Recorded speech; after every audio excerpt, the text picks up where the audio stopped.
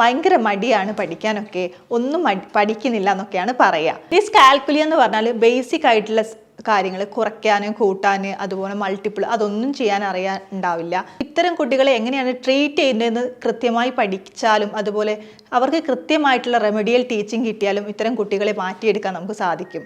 അവരെ അപ്രിസിയേറ്റ് ചെയ്യുന്നിടത്ത് അപ്രിഷിയേറ്റ് ചെയ്യുകയും മറ്റ് കാര്യങ്ങളും റിവാർഡുകളൊക്കെ കൊടുക്കേണ്ടിടത്ത് റിവാർഡുകൾ കൊടുക്കുകയൊക്കെ ചെയ്യുമ്പോൾ മാത്രമേ അവരിലുള്ള കഴിവുകൾ നമുക്ക് എത്തിക്കാൻ വേണ്ടി പറ്റുള്ളൂ. ഹായ്, ഞാൻ ജസ്ന, കൺസൾട്ടൻറ്റ് സൈക്കോളജിസ്റ്റ് ആണ്. നമ്മുടെ ക്ലിനിക്കിൽ ഒരുപാട് പാരൻസ് കുട്ടികളെയും കൊണ്ട് വരാറുണ്ട്. അവരുടെ മെയിൻ കംപ്ലയിൻസ് എന്താണെന്ന് ചോദിച്ചാൽ ഭയങ്കര മടിയാണ് പഠിക്കാനൊക്കെ, ഒന്നും പഠിക്കുന്നില്ല എന്നൊക്കെയാണ് പറയുക. അപ്പോൾ ഈ കുട്ടികളെ രണ്ടായിട്ട് തരംതിരിക്കുകയാണെങ്കിൽ ഒന്നെങ്കിൽ മടി കാരണം പഠിക്കാതിരിക്കുന്ന കുട്ടികൾ ഉണ്ടാവാറുണ്ട്. അതുപോലെ തന്നെ ലേണിംഗ് ഡിസബിലിറ്റി എന്ന് പറയുന്ന ഒരവസ്ഥ, അത് കാരണം പഠിക്കാതിരിക്കുന്ന കുട്ടികളും ഉണ്ട്. ലേണിംഗ് ഡിസബിലിറ്റി എന്ന് പറയുമ്പോൾ അക്കാദമിക് ആയിട്ടുള്ള കാര്യങ്ങൾ അവർ ഭയങ്കര പുവറായിരിക്കും. എഴുത്തിലാണെങ്കിലും വായനയിലാണെങ്കിലും അതുപോലെ കാൽക്കുലേഷനിലൊക്കെ അവർ പുവറായിരിക്കും. മറ്റ് ഏരിയകളിലൊക്കെ അവർ നന്നായിട്ട് ആക്റ്റീവ് ആവാറുണ്ട്. ഇപ്പോൾ ലേണിംഗ് ഡിസബിലിറ്റി ഒരു സ്ലോ ആയിട്ടായിരിക്കും അവർ കാര്യങ്ങളൊക്കെ ലേൺ ചെയ്യുക. ചിലപ്പോൾ എഴുതിയ വാക്കിൻ്റെ മീനിങ് പോലും അവർക്ക് ഉണ്ടാവില്ല. അത്തരം ഒരു അവസ്ഥയാണ് ലേണിംഗ് ഡിസബിലിറ്റി എന്ന് പറയുന്നത്. ലേണിംഗ് ഡിസബിലിറ്റി 3 തിരംതിരിച്ചിട്ടുണ്ട്: ഡിസ്ഗ്രാഫിയ, ഡിസ്കാൽക്കുലിയ, ഡിസ്ലെക്സിയ എന്നൊക്കെ. ഡിസ്ഗ്രാഫിയ എന്ന് പറഞ്ഞാൽ എഴുത്തിലുള്ള ബുദ്ധിമുട്ട്. എഴുത്തിലുള്ള ബുദ്ധിമുട്ട് എന്ന് പറയുമ്പോൾ അവർ പെറുക്കിയായിരിക്കും എഴുതുക. ചിലപ്പോൾ തിരിച്ചിട്ട് ഒക്കെ ആക്കി എഴുതും. അതുപോലെ ഒമിഷൻ, പല വേർഡ്സുകളും ഒമിറ്റ് ചെയ്തിട്ടൊക്കെ ആയിരിക്കും എഴുതാൻ തുടങ്ങുക. അതുപോലെ ഡിസ്ലെക്സിയ എന്ന് പറഞ്ഞാൽ വായിക്കാനുള്ള ബുദ്ധിമുട്ടാണ്. വായിക്കാനുള്ള ബുദ്ധിമുട്ട് എന്ന് പറയുമ്പോൾ ഒരു പെറുക്കിയായിരിക്കും വായിക്കാൻ ആദ്യമൊക്കെ പറയുമ്പോൾ ഭയങ്കര മടിയായിരിക്കും, എസിറ്റേറ്റ് ചെയ്യും അവർ.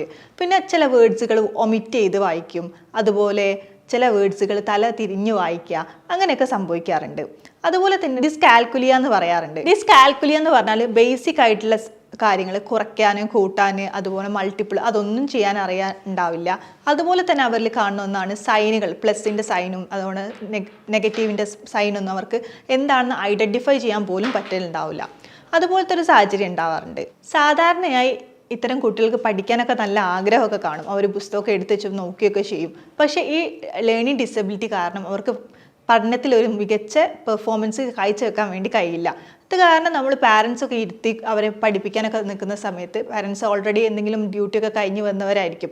അവരെ ഇരുത്തി അവരോട് സംസാരിക്കാൻ നേരത്തെ ഒരു തവണ പറഞ്ഞു കൊടുക്കും, കുട്ടികൾക്ക് മനസ്സിലാവില്ല. 2 തവണ പറഞ്ഞു കൊടുക്കും, അതും കുട്ടികൾക്ക് മനസ്സിലാവില്ല. പിന്നെയും ആഡ് ചെയ്ത് വരുമ്പോൾ പാരൻസിന് ദേഷ്യം വരികയും അവർ ചിലപ്പോൾ ചീത്ത പറയുകയൊക്കെ ചെയ്യാറുണ്ട്.